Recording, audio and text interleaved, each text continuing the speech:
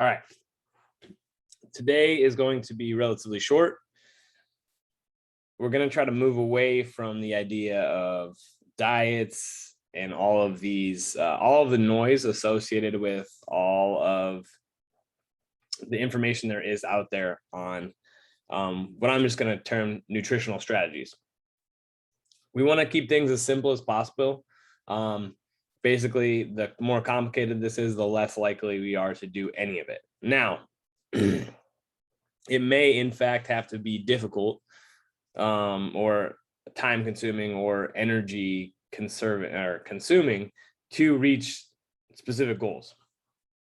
That doesn't mean that it has to completely suck. And like anything else in life, we typically get better at this stuff the more we do it.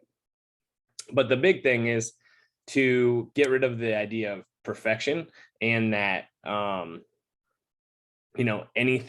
any one slip or blip is going to cause us to not be able to meet our goals. Everything is in the aggregate. Having the occasional cheeseburger and French fries is not the end of the world.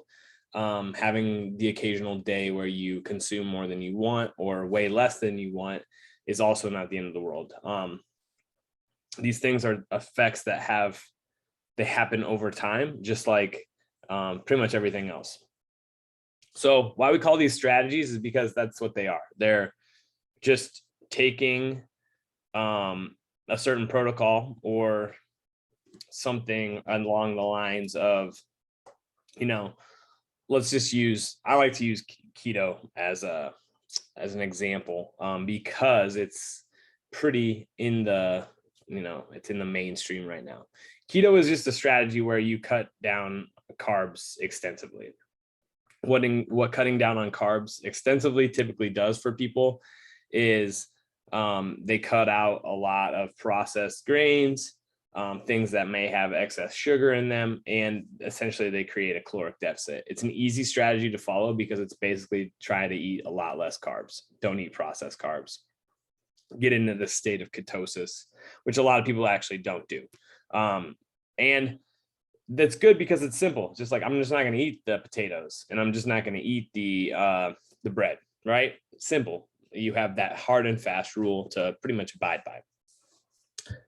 But, and a lot of times we just don't know how many calories are in like things at restaurants, and that makes it hard. We want to go out and live life, and as you should, but, you're not going to know exactly, even something like chicken, which is a relatively low calorie, high protein, at a restaurant might have a ton of added, fat with it in the sauce or something like that. So you have to be mindful. So the end goal is to just make this sustainable, whether like your diet as sustainable as possible, to provide you with the necessary energy to just meet your goals. Getting too aggressive and specific with tracking, you don't have to get so specific, or you don't have to remain as specific once you achieve a goal. Typically maintenance is a lot easier than moving in one direction or the other. Losing and gaining are typically more difficult, and gaining in a slow and controlled fashion anyway is much more difficult. It's actually relatively, unfortunately, easy to gain without being very mindful. But even to a certain extent, if you're working out hard and you are trying to gain some muscle, it can be a very difficult process, and you might have to consume a lot more than you want. I don't know why I did that. Oh, here we go.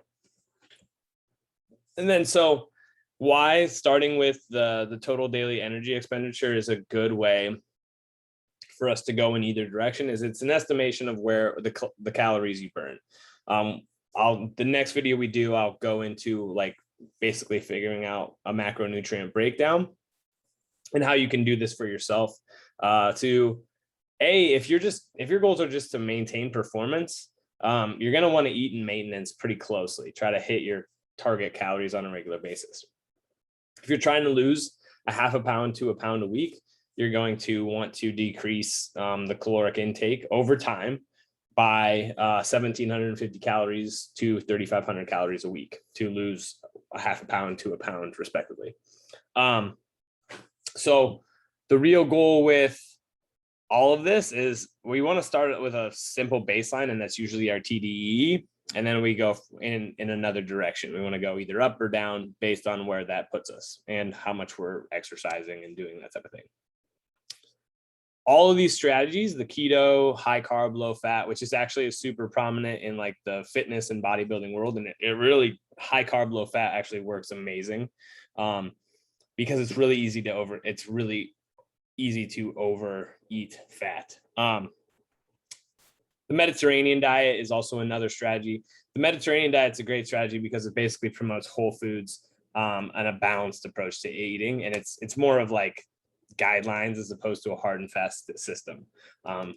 Good sources of protein, vegetables, olive oils, that type of stuff. It's just healthy.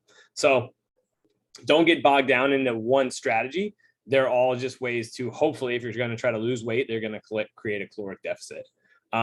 So the next video will go over starting to basically calculate where you're at with your TDE, and then how to build in like your macronutrients, and then how to go about setting up a diet.